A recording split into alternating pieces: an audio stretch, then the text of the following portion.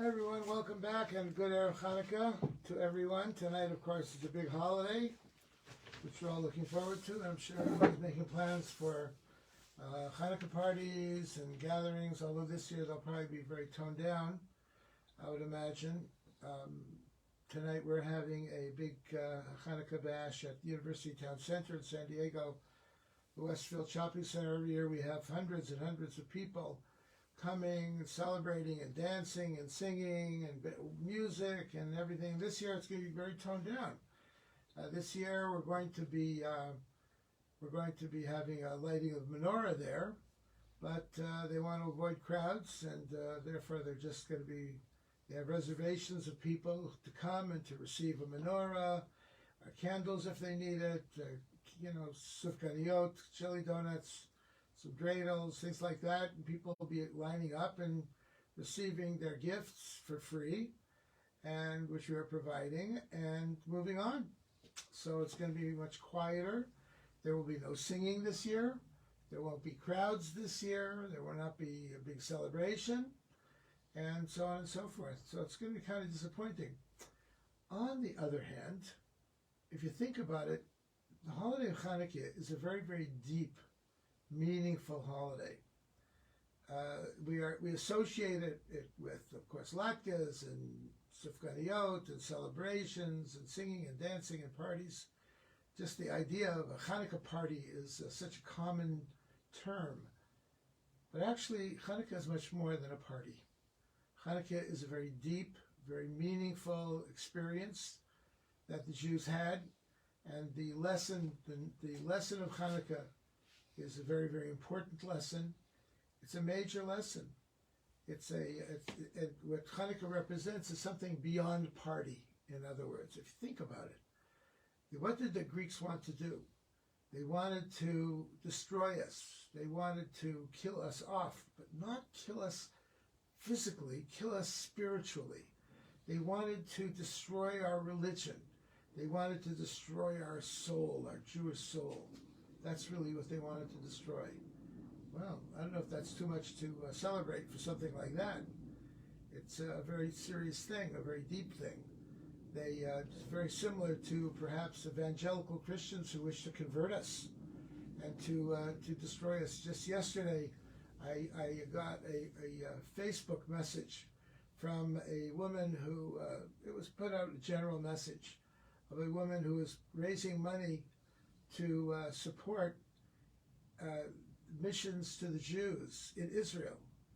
That is, to help provide Bibles and New Testaments and things like that, and missions to convert Jews to Christianity in Hebrew. And this is what she was raising money for. Hundreds of millions of dollars go out every year in the effort to convert Jews. So I sent her back a message saying that this is not a right thing to do. This is something that if you love the Jews, you should not be doing that. The Jewish soul, the Jewish religion, is something which is so important and so valuable, and that to a Jew to convert to another religion is tantamount to idolatry. And those people who support that effort, those people who go out and do these things, are sinning. It's a very terrible thing. In fact, in ancient days, if someone came along to convert a Jew, they were subject to the death penalty. It's a very serious thing what they're doing. And if they love the Jewish people, and I do believe that it comes out of love, they're doing it because they love us. They want to save us from hell and damnation. But if they really loved us, they would not be doing that. We appreciate their support of Israel. In many cases, many of them support Israel very, very much. They support Israel. They are Israel's biggest friends. We appreciate that. In times of difficulty, during the Intifada, and during these difficult times, if it wasn't for the Christians, the Israeli tourist industry would have been destroyed. They came and they helped and they supported. But once they decide to help to convert us, to encourage us to convert, this already is something we can't accept.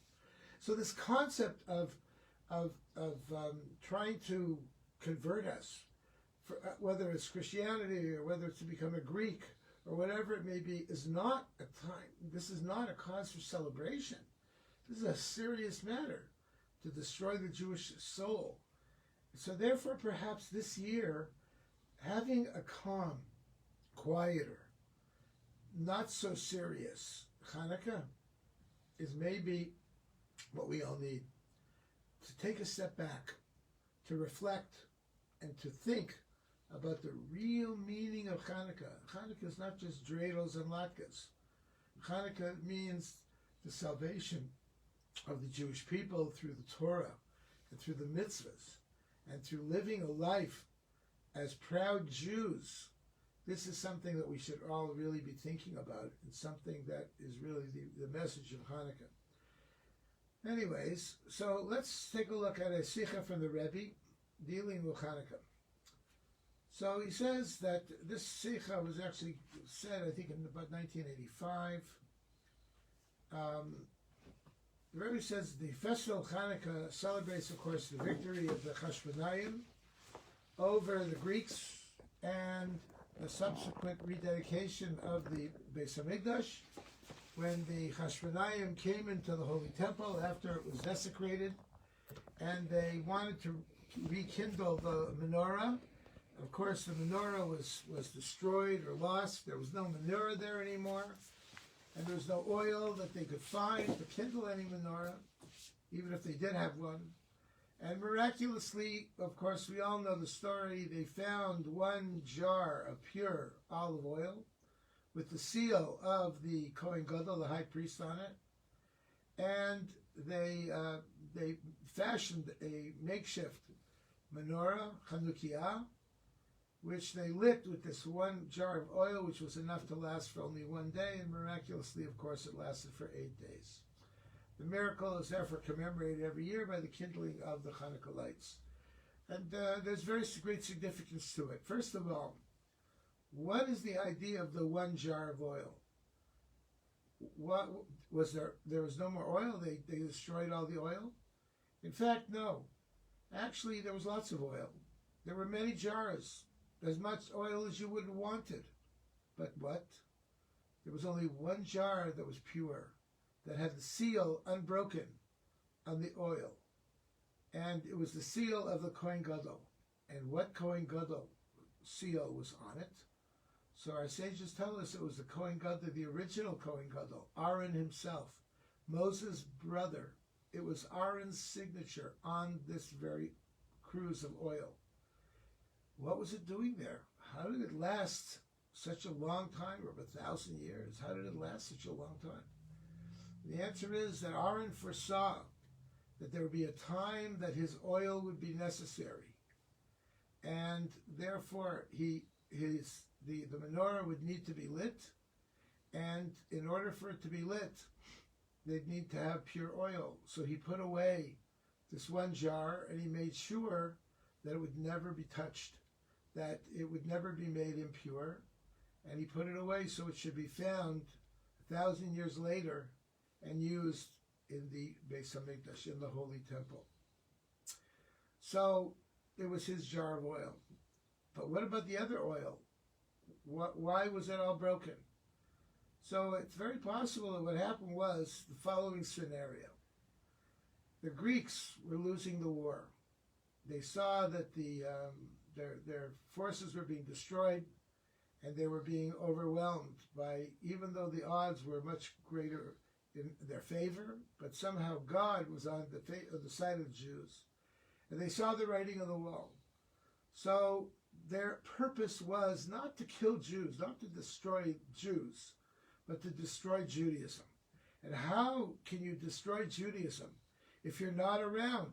They're going to lose the war. They're not going to be successful anymore. They wanted to leave a legacy that would be later, and that hopefully for their sake, the Jews would be destroyed.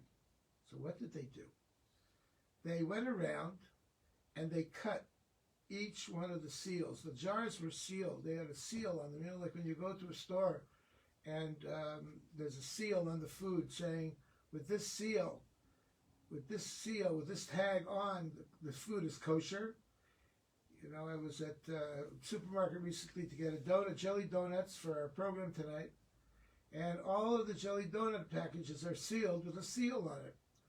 And it says, with these seal, you can be assured no one touched it. This jelly donut is kosher. So the Greeks went around and they cut all the seals. They just cut the seals. The Jews went around afterwards and they looked around. They said, oh my goodness, take a look. There's lots of oil here. We could light this menorah forever. But the seals are all broken. What should we do? Should we use this unclean oil? But maybe it's not unclean. Maybe it's fine. Look, the jar looks like it's together. There's oil inside the jar. It's just that the seal was broken. So they said, you know what? Judaism is so important to us that we are not going to compromise it. We fought a war and lost many, many of our bravest soldiers not to have our religion compromised. So we're not going to do that. We're not going to light our menorah with potentially impure oil. We're not going to do it. We're going to instead look and try to find some pure oil. And in every generation, God has always placed the pure oil and allowed us to light the menorah. And the same is true today.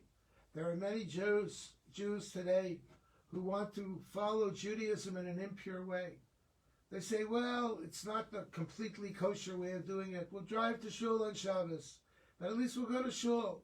We'll eat kosher style food. Okay, it's not strictly kosher, but it's kosher style.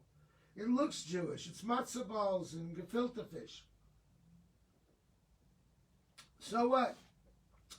It looks Jewish, but it's really not. So they figured, it's better at least to have a pastrami sandwich that's not so kosher than no pastrami sandwich. It keeps Jewish tradition alive. Jewish feelings, maybe not strictly Orthodox Jewish law, but at least it looks Jewish. It appears Jewish, but it really isn't. So the Greeks thought, you know what? Let's put doubt into the Jews and allow them to live with that doubt. And with that doubt, they will destroy Judaism themselves. And indeed, that is what's happening today. Our young people are looking around and seeing that if Judaism is simply matzah balls and gefilte fish, they're not interested. That's not really meaningful. They'll rather become a Buddhist, or they'll become a Hindu or a Christian, and they'll see meaningful religion, deep, beautiful ideas. But Judaism is bagels and lux. Is that what Judaism is all about? They don't want it. And therefore Jews, unfortunately many Jews from nice Jewish families and nice Jewish homes have chosen to abandon Judaism because they don't see the meaning in it. They don't see the spirituality. They don't see the values in it, the principles in it. They don't see Jews who are willing to die for Judaism, but rather it's a nice, pleasant, quaint, old custom. And they're not interested in that. So therefore the Greeks went around and they did that. But the Jews did not take the bait. The Jews said, if we're going to light the menorah, we're going to do it in the proper way. We are not going to have ham at our Seder. If we're going to have a Seder, it's going to be a Seder. It's going to be done the proper way. We're going to do it properly. And they chose not to light those cruises of oil. And miraculously, they found a cruise of oil that was there, and it was lit for 8 days. Now, number 8 is significant in that 8 is a number for infinity. You take a look at the number 8, turn it on its side, and it is the sign for infinity. The number 8 is a number higher than nature. 7 is a number within nature. 7 days of the week, 7 years, a sabbatical year, 7 heavens, Zion Rakim, 7 heavens, 7 times we wrap the tefillin straps around our arm. The number 7 is a number within nature, natural things. The number 8 is a number beyond nature, higher than nature, higher than reason and understanding, as we say in Hebrew, l'mayla mitam v'dat, higher than reason and understanding. And so we circumcise a baby boy at 8 days old to show him that being Jewish is not something which is a natural thing, a normal thing. It's something which is higher than reason and understanding. You are a baby. We are not asking you if you want to be a Jew or not. We are saying you being a Jew is who you are. It's what you are. It is higher than nature, higher than anything you can understand. Therefore, we don't even wait to ask you if you want it or not. You know, the Arabs, the Muslims circumcise their babies at 13 years old. Because they want to make sure that the child will understand what's happening. With us, it goes beyond understanding. So therefore, the number 8 is a very significant number in itself. So the Rebbe points out, he says there are 3 categories of godly phenomenon. A careful study of the prayer that we say after we light the candles is, we say, Neros Halalu. We say we kindle these lights to commemorate the saving acts, miracles, and wonders which you have performed for our forefathers in those days at this time throughout your holy Kohanim. So in Hebrew we say Haneros Halalu Anu Madlikim Al HaTeshuos, the salvations, V'al HaNisim, and on the miracles, V'al HaNiflos, and on the wonders. But then later, towards the end, at the very end of the Al Nisim, we change the order around. We say Kedei Lahodos, in order to thank, Lahalo, and to praise L'Shem Chagadol, your great name, Al HaNisim, on the miracles, Al HaNiflos, and on the wonders, Al HaTeshuos, and all the salvations. So we change the order around. In the first part, we say salvation, miracles, and wonders. In the last part, we say miracles, wonders, and salvations. A completely different order. Why is that? What's going on over there? So the Rebbe points out, we kindle these lights to commemorate salvation, miracles, and wonders. What is the idea of kindling for the miracles, salvations, and wonders? Salvations, wonders, and miracles are mentioned twice in this prayer. Why is that? The beginning narrates the different types of miracles which you performed for our forefathers in those days. The order in which they are placed thus follows the order of the events as they happened then. The conclusion of the prayer, so what was the order was that they were saved from the Greeks. A miracle was then performed with the oil, and a wonder happened. It was miraculous, and it lasted for 8 days. The conclusion of the prayer talks of the 3 categories of miracles as they relate to us in our days, in order to offer thanks and praise to your great name. The order in which they are placed thus follows the order in which they inspire us to offer thanks and praise. That for us, the second part of it is we recognize first the miracle, we kindle the lights, and the flows, the wonders, and then the salvations. But for us, the main thing is the miracle that we recount. In olden days, the main thing was the salvation. They were saved from the Greeks. That was for them the greatest salvation of all. In fact, there's a disagreement as to the order of Hanukkah.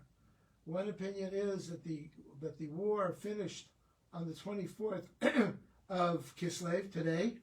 It finished on the 24th of Kislev, and they finished fighting, and then that night, the 25th at night, they found the oil, and they kindled the oil. And therefore, the story of Hanukkah took place after the war finished, which will be tonight. That's what we hope. Another opinion, I think according to the Rambam, is that the war actually finished on the 25th, not on the 24th. They finished on the 25th, and therefore we light the menorah and we celebrate it on the day that the war finished, not the next day. What's the difference between salvations, miracles, and wonders? First, what are salvations?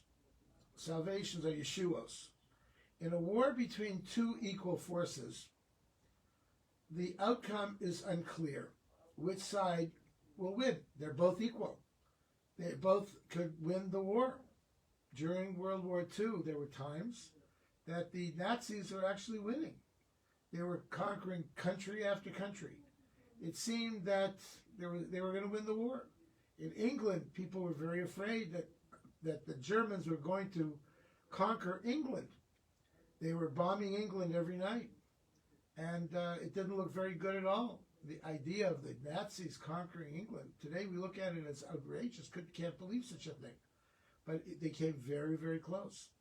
For victory to be certain, there's only one thing that can help if both sides are equal, and that is God's salvation, God's help.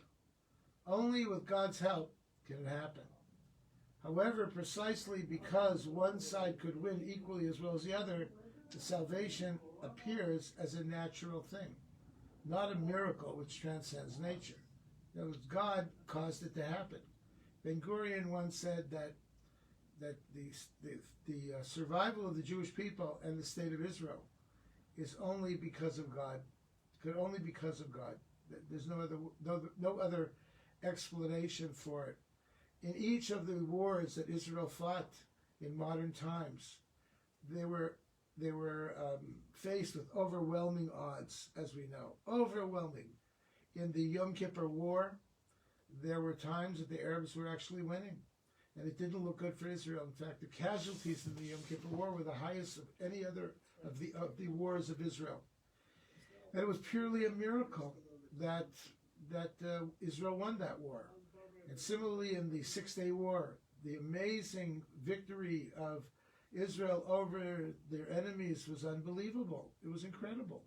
And that God should give them the land, the extra land that they needed so badly for their protection, and return the Kotel to the Jewish people, and so on and so forth, was just an unbelievable thing. People were putting tefillin on all over the place. People who were never observant before were starting to turn to God because they saw the hand of God at work, not in an unusual way, but in a purely miraculous way. And it was an unbelievable thing. So salvation, Yeshua, comes when God is completely taking hold of the situation. And you can't say that we won the war because we had better swords or better guns or better cannons. Miracles, Nisim. A miracle, on the dreidel, it says, it talks about Nisim, Nes Gadol Hayasham. A great miracle happened there. So what is a miracle? A miracle runs counter to that which can naturally be expected. You don't expect a miracle. It transcends nature. When a force defeats another which is overwhelmingly superior, which it normally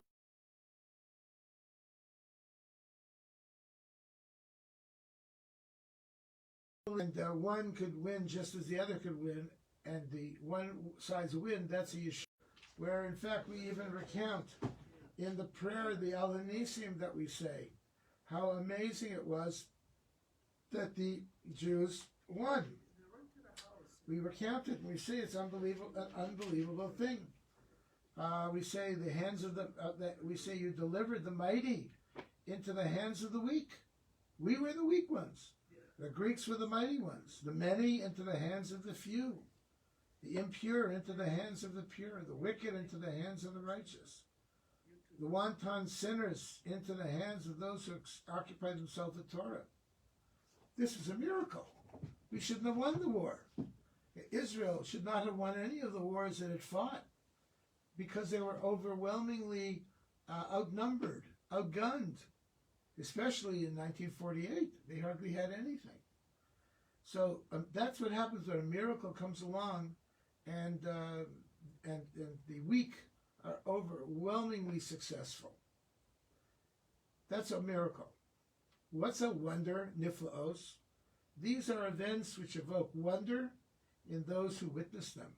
People who saw it can't believe it. They are not clear miracles, for they could be considered as natural events.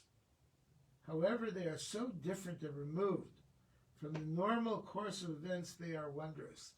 Let's remember the raid in Entebbe that took place in 1976. It was unbelievable. It was incredible.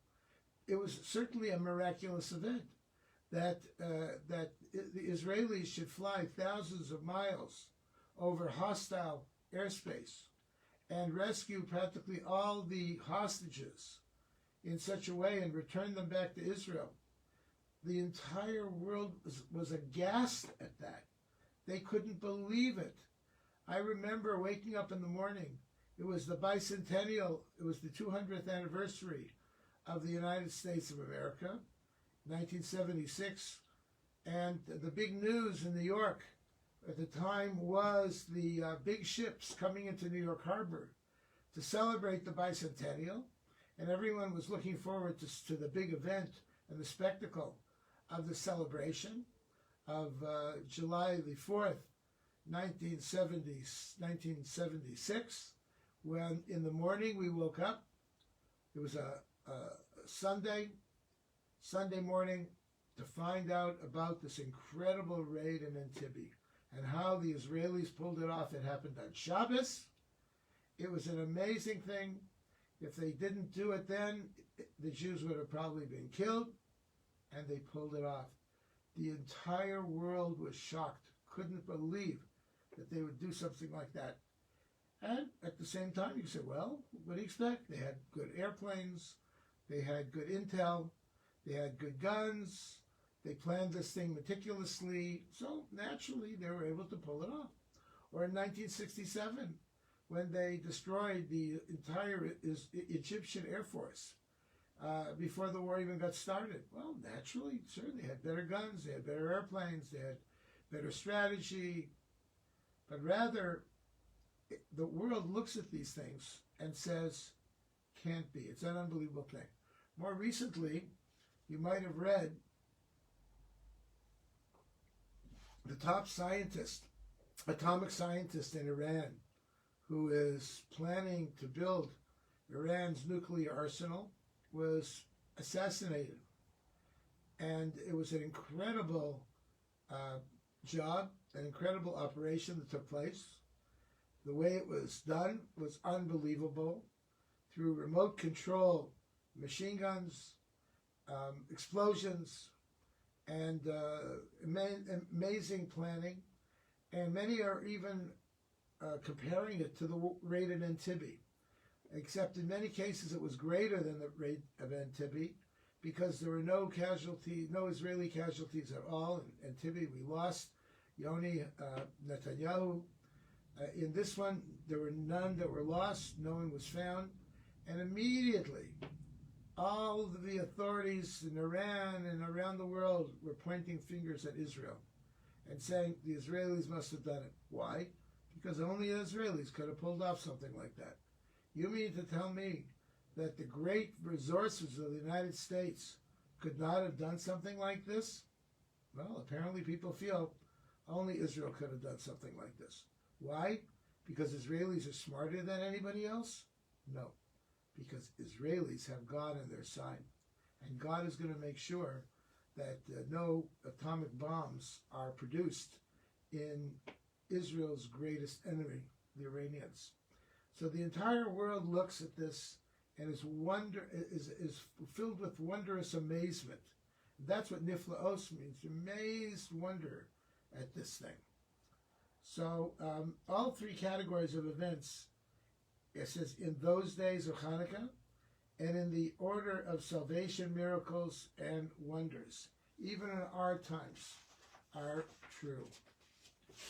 The Rebbe continues, the victory of the Chashmonaim began in the town of Modin in Israel. Modin today is a very popular place to live. Many people from our community have made aliyah to Modin. Modin is where Matisyahu who was the high priest at the time, the Kohen Gadol, and his sons lived. When the Greeks came to Modin and wished to sacrifice a pig, Matisyahu and his sons resisted and defeated the Greek forces in battle. This was a salvation from God. But since in Modin the Greeks did not overwhelmingly outnumber the Chashmonaim lived in Greece, they probably were the majority population there, it was not an obvious miracle or wonder. It appeared as a natural event. After all, in Modin, the Jews did outnumber the Greeks. The initial revolt by the Chashmonaim grew into a full-fledged war against the Greeks. Antiochus, the Greek Syrian emperor, sent in huge numbers of troops to squash the rebellion. But initially, the Jews actually in Modin, in the town of Modin, they overwhelmed the Greeks. The Jewish army was greatly overnumbered eventually. Their victory against such odds, when you delivered the mighty into the hands of the weak, the many into the hands of the few, was an open miracle. But only later was it an open miracle. After the victory, which lasted 3 years, the Chashmonaim entered the Beis HaMikdash, the temple, which the Greeks had defiled. Miraculously, interestingly, they didn't destroy the temple. They defiled the temple. They put idols in the temple.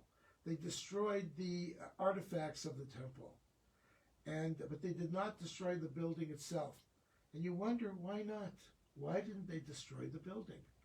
Why did they keep the building standing and only defile it? And the answer is because they wanted Jews to observe Judaism. They did want us to observe Judaism, but Greek Judaism, their type of Judaism.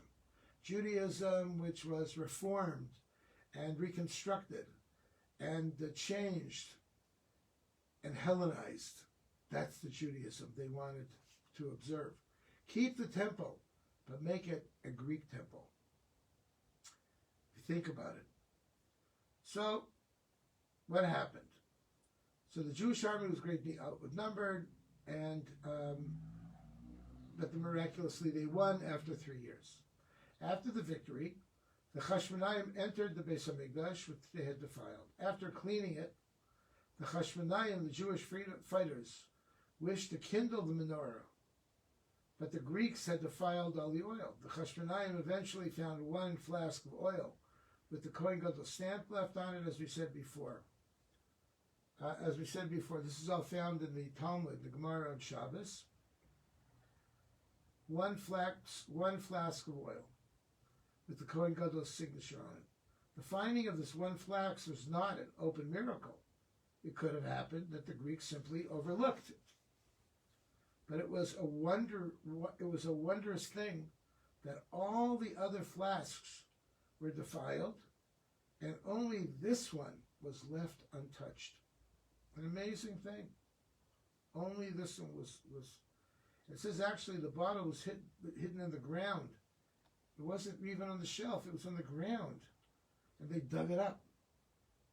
That itself was a wonder. All the other flasks were defiled. Only this one was untouched. Later, there was yet another oil. This one that it lasted for 8 days. So there were many miracles that took place. The victory, the fact that they found oil found in the ground of all places, and that this oil should last for a very long time. How do we relate to miracles? So, salvations, miracles, and wonders is the order in which these events happened in those days. In relation to us, how they cause us to offer thanks and praise to your great name, the order is miracles first, then wonders, and then salvations. We first thank and praise God for the miracles, which everyone recognizes come from God. They won the war, they found the oil lasted for 8 days. Then after suitable contemplation, we realize that some events are just wonders, and there's no explanation for them. They're just incredible wonders, things that happen. The world looks at Israel and says, well, what do you expect? It's Israel. It's the Jewish people. The Jewish people are a wondrous nation. Miracles happen to the Jewish people. That's what happens. That's how it works. They're not surprised anymore. When something happens to the Jewish people or to Israel or to Jews, the world looks at it not as a surprising thing anymore. It's something that's regular. Although they could be attributed to natural causes, we understand that they too come from God. And God has a close relationship to the Jewish people. Even many evangelical Christians recognize that. They recognize the fact that the Jews have a special relationship with God that no one else has. And therefore, it's to their benefit to protect and to continue on that relationship. Finally, we understand they too come from God, all the miracles. Finally, we realize that we must thank God even for those things which are neither open miracles nor even wonders. These things which occur naturally, and they're just salvations. They happen naturally with guns, with better warfare, with better intel. They're just salvations. Just don't try to explain it. For as the psalmist says, salvation is the Lord's. When it comes to Yeshua's salvation, it only happens from God. Nature itself is really godliness. And therefore, even when things happen naturally, their salvations, they call for praise and thanksgiving. They're just a thing that happens to Jews. Jews are a wondrous people that good things happen, miraculous things happen to them as a part of who they are and their close relationship with God. And anyone who wants to sever or tries to sever that unique relationship with God and God's Torah is doomed. It will not succeed. And therefore, Jews never really ever converted en masse to any religion in history. Any time that anyone wanted to convert Jews, whether it was Christianity in the Middle Ages or Islam, when Islam came along, they thought for certain that the Jews would convert to this new religion. When Martin Luther got rid of Catholicism and founded the Protestant churches, he was very kind to the Jews because he thought, well, if the Jews are given kindness, they will convert. That's what they don't respond well to persecution. Nobody does. But if you give them kindness, they will convert. And he saw, nope, that didn't work either. So he persecuted the Jews after that. He persecuted the Jews. The Jews are not persecuted. Doesn't work. The miracle that the Chashmonaim found a bottle of pure oil was not really necessary for the menorah to be kindled. According to halacha, impurity is overridden or permitted in the case of a community. If a community comes along, they actually, halachically, could have used impure oil to light the menorah. They could have done that. It would have been permissible. In order to save a life, you're allowed to eat non-kosher food. Today, you can light your menorah with any type of oil that you wish. Any type of oil is kosher. Even with impure oil. Yet God, because of his love for the Jewish people, miraculously provided them with the means to light the menorah with pure oil. Even though it was not necessary, even though it would have been permissible to kindle the menorah with impure oil, but God provides the pure oil for us. God provides it for us, as we know throughout history. If we stick to our guns, if we stick to our religion, and do not compromise our religion, the means to observe it in the most proper way are always presented to us. Always. You know, in the early part of the last century, when Jews were coming to America in the 1920s and 1930s, it was very difficult for Jews to keep Shabbos because the economy was tough. People worked 6-7 days a week, and employers did not want to give off for people to not work on Shabbos. Friday night and Saturday were very important days for people to work. Stores were open, factories were open, and it was necessary for Jews to work. And unfortunately, many, many Jews succumbed, and they ended up violating Shabbos. While they used to keep Shabbos when they were in Europe, they realized America, you have to work on Shabbos. That's how things work over here. And they did. But there were some Jews who chose not to work on Shabbos. How did they do it? How did they overcome this? That every Friday, I met a man once, he said to me, on Friday he would go to the boss and he would say, give me my paycheck. And the boss would say, well, you get your paycheck Saturday after work. He said, well, I'm not coming in on Saturday. He said, why not? That's when you get your paycheck. He said, because I can't work on Saturday. So the boss would say, well, then you're fired. He said, that's why I'm here to get my paycheck. And he would get his paycheck on Friday, and right away, Sunday morning or Monday morning, he would start looking for a new job. And this would go on and on. And families suffered quite a bit because they kept Shabbos. They suffered terribly in many respects. And they were very, very tempted to work on Shabbos, to support their families. And they thought, well, we have to support our families, so maybe we have to work on Shabbos. But miraculously, they stuck to their guns, and they did not work on Shabbos. And what happened as a result of it? Invariably, these families were merited to raise their children as Torah-observant Jews. Their children married other Jews and kept the traditions of Judaism alive to their children, their grandchildren, their great-grandchildren, all in the merit of their father keeping Shabbos. They saw how important it was to their father that he would even sacrifice food on the table for Shabbos. So they decided they were going to do the same thing as well. And very often, in most cases, eventually, these fathers did find work where they didn't have to work on Shabbos. They started their own businesses. They went to work for employers who would allow them not to work on Shabbos. And these employers were very lucky to have these workers because these workers were honest. They were hardworking. They would go out of their way to do work in long hours. They would work on Sunday when most people didn't want to work on Sunday.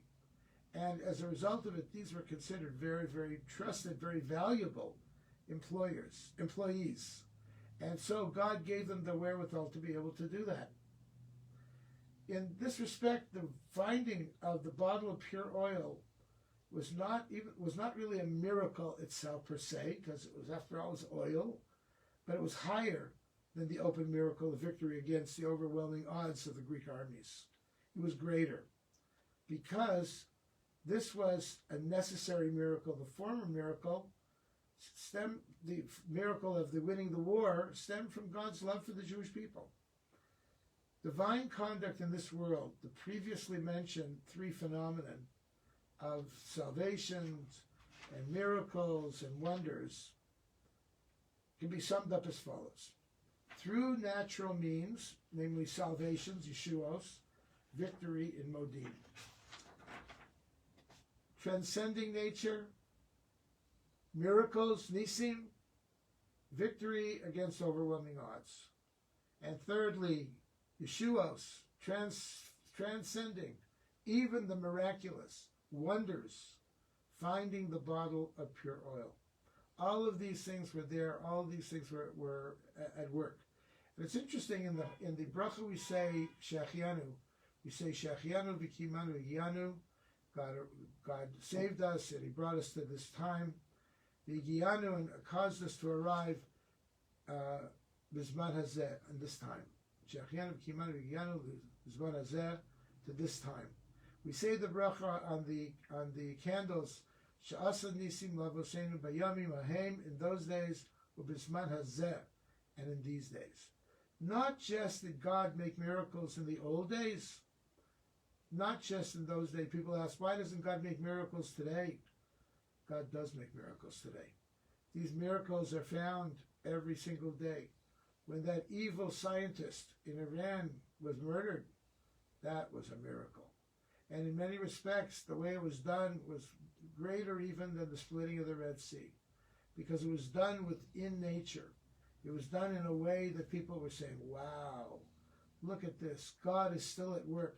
God is still involved in this world. And in the same way that God has been involved in the past, God is involved today. In the next few days, we are going to see an open miracle from God, an open miracle, and that is the distribution of this miraculous vaccine that only took a few months, less than a year, to develop. No one can explain it. The president said that we will have a vaccine by the end of the year, and no one believed him. Everyone said, of course, it's impossible. Vaccines take at least 5 years to develop properly. But he said, no, we will have a vaccine by the end of the year. And my friends, we are having a vaccine now. It is December, early December, and it's still 2-3 weeks away from the end of the year. We will have a vaccine in the next few days. And in fact, they're already distributing this vaccine to people in various countries. We will have the vaccine in the next few days. That is an open miracle from God. An open miracle. When we need it, God provides it. And let's understand that miracles do happen all the time. All the time. In fact, we are experiencing, even though we're looking around saying, oh, that the number of people who are infected with the COVID virus is rising. Well, I don't know anybody who got it. Do you know anybody who got it? Maybe in New York, many people got it there. But people are surviving it. Past people died from it. Yes, there were people who died from it, and we mourn for them. But overall, the vast majority of the people in the world, the billions of people in the world, did not get it. Here in San Diego, in my community, University City, I know one person who got it, and they're not even really part of my community here. They live here in San Diego. I don't know anybody. Is this a pandemic? Is this the definition of a pandemic? A pandemic means people are dying left and right, like in the Middle Ages from cholera or typhus or the bubonic plague. That was a pandemic. People, percentage-wise, they were dying left and right. People were dying from cholera left and right. Is that happening today? No, not at all. Not even close to it. So the fact is that miracles are happening all the time. And indeed, even today, people who are getting sick, there are drugs and there are healings available for them. It's nothing to panic about. Everything will be fine because God is on our side. So I want to wish everyone a very happy Hanukkah, a joyous Hanukkah celebration. Keep certain distances, obviously, but don't panic. Everything is great. And God willing, next year we're going to be really celebrating. Shalom, shalom. Amen.